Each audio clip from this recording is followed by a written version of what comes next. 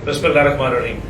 मेरे पाकिस्तानियों, जैसे कि आपको पता है कि खान साहब ने जेल भरो तहरीक का आगाज कर दिया है। आज खान साहब हाई कोर्ट पेशी के लिए भी जा रहे हैं, लेकिन आप सबको ये मालूम होगा ये जंग खान साहब अपनी जंग नहीं लड़ रहे, ये हम पाकिस्तानी की जंग है। जो लोग ये समझते हैं कि वाकई खान ने हकीकी आज़ादी के लिए इन 10 महीनों में अपनी जान तक की फिक्र न की और अपने पाकिस्तानियों को इस पूरी जंग में वो लीड करते रह गए, तो उनको ये पैगाम देना चाहता हूँ कि खान साहब बुध वाले दिन से जेल भरो तहरीक का आगाज कर रहे हैं और अल्हम्दुलिल्लाह हफ्ते वाले दिन 25 फरवरी को शाम 3 बजे नवां शहर चौक में मुल्तान के अवाम भी गिरफ्तारी पेश करेंगे।